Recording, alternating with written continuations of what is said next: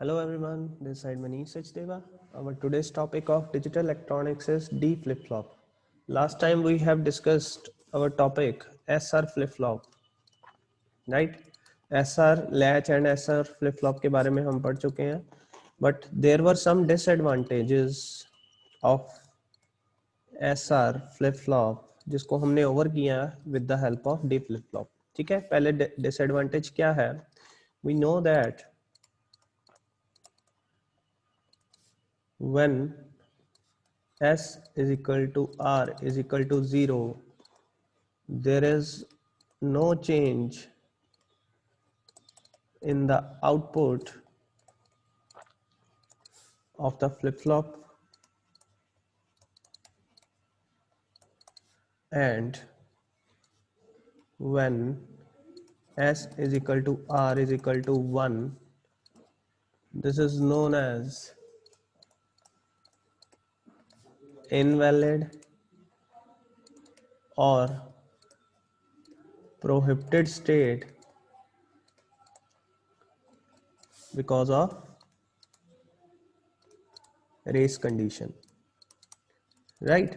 तो ये दो उसकी डिसएडवांटेज है कि बेसिकली एसआर लैच या फ्लिप फ्लॉप की बात करें, दोनों में अगर दोनों जीरो है उस टाइम पे चेंज ही नहीं आ रहा, that means there is no benefit of giving input to S and R. ठीक है, because Q and Q bar पे सेम आउटपुट रहने वाली उस टाइम पे, और जब एस एंड आर को 1 दे रहे थे उस टाइम पे वो रेस कंडीशन में चला जाता है और वो इनवैलिड स्टेट बन जाती है, मतलब we will not use this state. तो इस डिसएडवांटेज को, the disadvantage of SR latch or flip-flop is overcome by D flip-flop, right? तो इसकी जो डिसएडवांटेज है उसको ओवरकम किया गया with the help of D flip-flop, right? कैसे किया है वो बात करते हैं अभी. अब सेम मैं डायग्राम नीचे बना रहा हूं डी फ्लिप फ्लॉप का ब्लॉक डायग्राम. यहां पे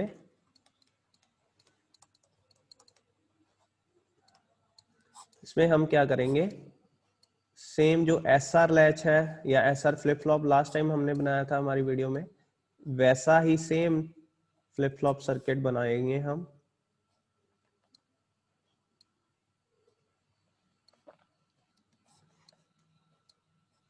सबसे पहले वो सर्किट को कंप्लीट कर रहा हूं मैं.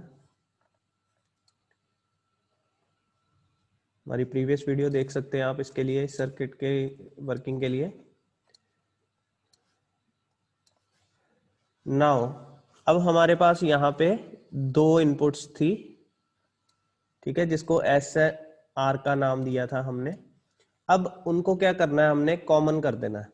कॉमन मींस एक यहां से इसको इनपुट दे दी डी, और दूसरी उसकी यहाँ पे मैं not gate with the help of NAND gate लगा रहा हूँ. यहाँ पे नॉट गेट भी लगा सकते हैं आप, बट सारा सर्किट नैंड गेट से है तो नैंड गेट की हेल्प से नॉट गेट बना रहा हूँ मैं.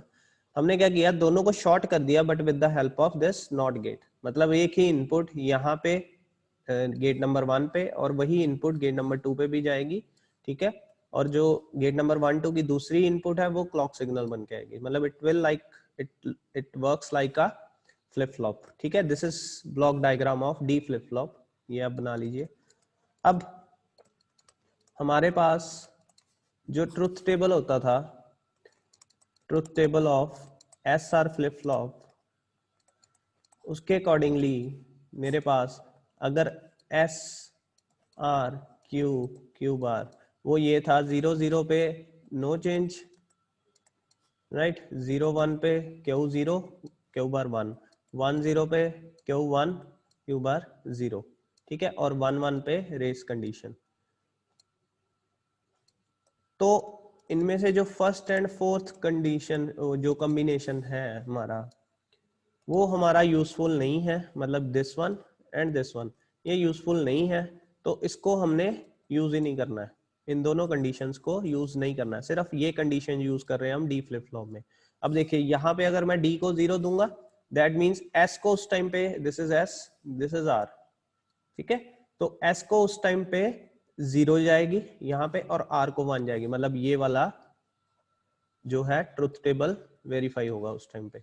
ठीक है, अगर मैं D को 1 दूंगा यहाँ पे तो उस टाइम पे S पे 1 आएगी और R पे 0 जाएगी। दैट मीन्स ये वाला कॉम्बिनेशन वेरीफाई होगा। दैट मीन्स ये दो कॉम्बिनेशन जब भी हमने करने हैं यूज तो डी फ्लिप फ्लॉप यूज करेंगे, बाकी दो जो है वो यहाँ पे यूज नहीं होंगे। बिकॉज एक एंड गेट लग गया, दैट मीन्स एक जगह दोनों तरफ जो इनपुट जाएगी that is complimented with each other.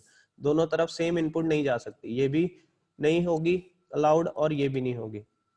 This is called D flip flop. ठीक है, अब डी फ्लिप फ्लॉप का ट्रुथ टेबल बनाना है हमने। तो पहले ब्लॉक डायग्राम, ये तो हो गया इसका logic diagram, right, logic diagram लिख सकते हैं इसको। अब इसका अगर ब्लॉक डायग्राम बनाना है तो कैसे बनाएंगे, इसको सिंबल भी बोलते हैं हम डी फ्लिप फ्लॉप का। एक सिंपल ब्लॉक लेंगे, दो आउटपुट्स होंगी हमारी Q and Q bar, right, और एक इनपुट होगी दैट इज डी और एक क्लॉक होगी, राइट। ये हमारा ब्लॉक डायग्राम हो गया डी फ्लिप फ्लॉप का। This is D flip flop.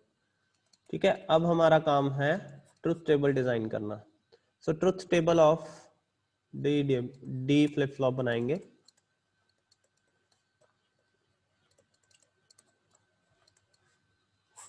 इसके लिए हम क्या करेंगे, देखो सबसे पहले हमारे पास यहाँ पे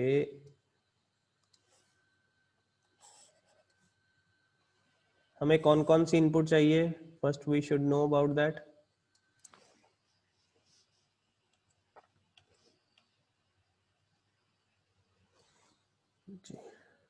तो एक मुझे चाहिए क्लॉक, एक मुझे चाहिए यहाँ पे डी, एक ही इनपुट है इसकी, दोनों को कॉमन कर दिया है SR को, तो बाकी दो आउटपुट चाहिए Q N plus 1, Q bar N plus 1। ठीक है, अब बेसिकली दिस यहाँ पे एक और मैं कॉलम बना रहा हूं, इस पे मैं लिख रहा हूं स्टेट। ठीक है, अब बेसिकली जब हम क्लॉक को 0 देंगे, हमें पता है कि ये जो है this is positive edge triggered, positive edge triggered D flip flop होगा। ठीक है, फ्लिप फ्लॉप जैसे ही आएगा हमारे माइंड में एज ट्रिगरिंग आ जानी चाहिए, और दो तरह की होती है, पॉजिटिव एंड नेगेटिव।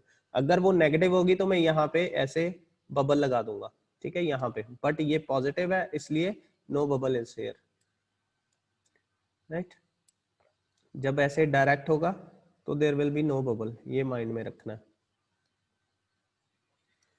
अब क्लॉक को अगर 0 दूं, डी पे जो मर्जी दे दूं, चाहे 0 और 1, हमारी जो आउटपुट आएगी दैट इज नो चेंज। यहाँ पे क्यू एन, यहाँ पे क्यू बार एन, तो यहाँ पे नो चेंज ही होगी। ये हमारी फर्स्ट है कि क्लॉक सिग्नल 0 होगा तो F F will be disabled. अगर इसको 1 भी दे दूं, कंटिन्यूसली 1 दे दूं, तो भी ये डिसेबल रहेगा, that time there will be also no change. ठीक है, तो ये याद रखना है, ये फ्लिप फ्लॉप में ही करना है ऐसे। अगर लैच की बात होगी तो लैच में 1 इज एक्सेप्टेबल। ठीक है, और अगर हाई टू लो ट्रांजिशन आई उस टाइम पे भी जो डी को देंगे कोई चेंजेस नहीं आएगा हमारा, no change at that time too. ठीक है, बट अगर मैं यहाँ पे लो टू हाई ट्रांजिशन दूं तो हमारा एफ एफ इनेबल होगा, इन दो स्टेट्स में एफ एम इनेबल्ड होगा, ये तीन स्टेट्स में एफ एफ जो फ्लिप फ्लॉप है दैट इज डिसेबल्ड। ये याद रखना है आपने, राइट। अब ये तो क्लॉक सिग्नल तो मिल गया, बट अगर डी को 0 दिया तो क्या होगा, यहाँ पे डी 0 है, एस को 0 चला गया, आर को 1 चला गया। According to this truth table हमारे पास क्यू पे 0 आएगा, क्यू बार पे 1 आएगा, तो यहाँ पे जब 0 दिया हमारे क्यू पे 0, क्यू बार पे 1। ठीक है, और जब यहाँ पे डी पे 1 देंगे हम, क्या होगा, ये डी पे 1 दिया, एस पे 1 चला गया, इस नॉट गेट के कारण यहाँ से 1 0 हो गया और आर पे 0 चला गया। अब एस पे 1, आर पे 0, तो हमारी ये स्टेज के अकॉर्डिंगली बन रहा है क्यू पे 1, क्यू बार पे 0, तो क्यू पे 1, क्यू बार पे 0। ठीक है, अब बेसिकली इन दो स्टेट्स को, ये जो दो स्टेट्स है हमारी, ये दोनों स्टेज में हम देखते सकते हैं कि जब डी को इनपुट 0 दिया है, whenever the input of D is 0, the output of Q will be 0. Whenever the input of D is 1, the output of Q will be 1. That means this Q is following the input. तो मैं यहाँ पे लिख सकता हूँ Q follows D input, मतलब जो Q है वो 0 होगा जब हम इनपुट पे 0 देंगे, जब D पे 1 देंगे तो आउटपुट पे हमारा 1 आएगा। अब इसका नाम D क्यों पड़ा? This is basically called delay flip flop. ये फ्लिप फ्लॉप सिर्फ और सिर्फ डिले पर्पस के लिए यूज किया जाता है, कि हमारा पता है कि हमारा जो ये सर्किट है इसकी जो इनपुट देंगे वही यहाँ पे आउटपुट मिलेगी हमें, ठीक है, और वही आउटपुट मिलेगी, but there is some delay. Delay मतलब इसकी जो प्रोसेसिंग है वो हमने काउंट करनी है, जब मतलब जब थोड़ा सा डिले देना है जीरो, मतलब सेम इनपुट को आउटपुट तक आने के लिए, ठीक है, और इसको आगे किसी सर्किट में लगा सकते हैं। So this is called basically delay flip flop and it is used to overcome the disadvantages of SR flip flop.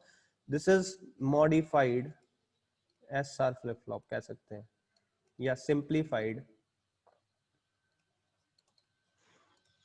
SR flip flop. ये एसआर फ्लिप फ्लॉप का ही आगे वर्जन है जो कि सिंप्लीफाई करके बनाया गया है और इसको नाम दिया गया है डी फ्लिप फ्लॉप। ठीक है, इस टॉपिक के रिगार्डिंग अगर आपको कुछ नहीं समझ आ रहा है तो आप ऑनलाइन सेशन में पूछ सकते हैं। ठीक है जी, थैंक यू।